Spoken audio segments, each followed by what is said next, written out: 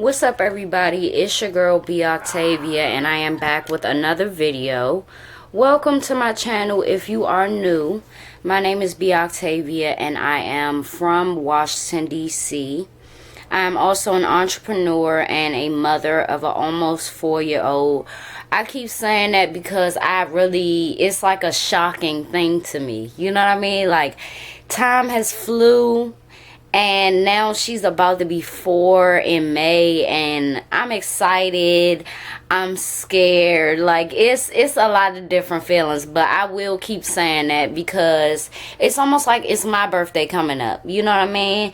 It's like a joyous time. So today will be Mob Ties episode 1 part 2, and I had to break this down because I wanted to talk about Sammy the Bull's criminal history first, and then I wanted to get into the details of him turning into state's evidence and a government witness and everything like that. What I will say is I feel like everybody's scenario is very different. As far as snitching goes, I'm not going to be making excuses or anything, but within my perspective, it's some things I understand and it's some things that I don't understand. And me being a civilian, I want to talk about, we talked about Sammy the Bull only getting 5 years as a result of his testimony against quite a few of his Mafia members. He told in detail of the 19 murders that he was a part of. And as a result of that, John Gotti got life imprisonment without the possibility of parole. John Gotti died in prison. I believe he had cancer. And that was in the early 2000s. A lot of people were and still are extremely hard on Sammy the Bull and his decision. And he made his decision because of this. The feds were trying to get certain Mafia members for a very long time. Bodies were dropping in broad daylight. You know, bodies were found in a very gruesome state, etc. So the feds decided to start tapping their phones, tapping their houses, putting wiretaps everywhere that they could, including, like, say you walking down the street with your partner, right? And y'all walking past all of these parked cars. Well, there were wiretaps on every other car, on every other street that they would walk. There was surveillance on these mobsters every second of the day. A lot of it they could not avoid, including going to their meetups as they would. You know, there was a huge police raid one day where that was the first time that they actually arrested and detained so many mobsters at one place at one time. Since that police raid, the Mafia never met up all together again. So the wiretaps and plus surveillance was on John Gotti himself, right? As the Gambino family boss. And John Gotti would go several places. You know, he would go to this one bar a lot. And for a long time, police did not know that it was an apartment upstairs from this lounge slash bar. So John Gotti would be there a lot. When they did discover that there was a apartment above this bar, they made sure that it was nobody in there. And of course, that took a while. And they finally tapped this apartment. Well, they hit gold when they did, because on this wiretap there was John Gotti boasting for hours upon hours of the work that Sammy the Bull allegedly did or was a part of, right? He implicated him in a lot of different things, including and especially murder. So once they had this, they knew that it was time to crack down and arrest them. And that's where John Gotti, Sammy the Bull, was arrested. I believe the police was hinting at some type of audio on their first hearing. And then on the second hearing, all three men finally heard this audio. Now, once all three men heard this audio, they knew that they were in deep shit. Because it's undisputable whose voice that is. And John Gotti laid it out first. Whether it was fiction or non-fiction, he was talking about it. You know, whether it happened or it didn't happen, he kept bringing Sammy the Bull's name up. They knew exactly who he was talking about. He made everything very clear in this wiretap. So, and this is where it starts to get very, very tricky. As it goes, all three men went back to where they were kept, you know, where they were in prison. They went back to their living area for the moment, and it was all together. And Sammy the Bull, on his podcast, he told why it was like that, and and basically why he, John Gotti, and Mr. Frank could not be around general population. So, John Gotti and Sammy the Bull have this conversation. And this conversation goes, what are they supposed to do, right? They're talking about what's their next move as Mafia members. What is their next move? John Gotti is being offered some reduced time to say and to get the other two men involved to say that everything on the audio was correct.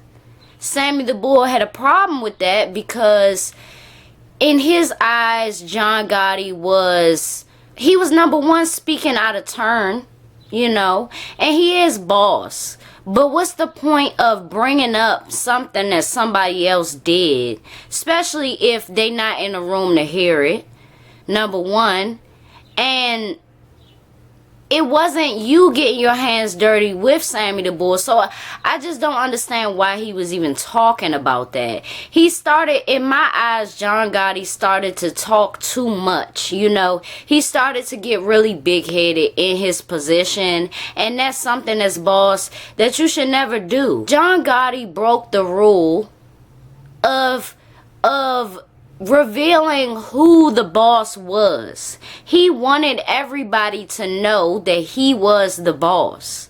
That's a rule that you're not supposed to break. Nobody is supposed to know who the boss is and who the underboss is. He felt like John Gotti was exaggerating about speaking on Sammy the Bull's name. So he's like, you want me to take life imprisonment for something that you said just so you can go free? John Gotti replies, yes. That's how it's supposed to go. And that's how it will go. No, it won't. See, I wish they tell you that you literally gotta be a crash dummy in these type of situations. Because this is different from anything that I've talked about, right? This is different in a way where these men had an intellectual conversation about what is going to take place.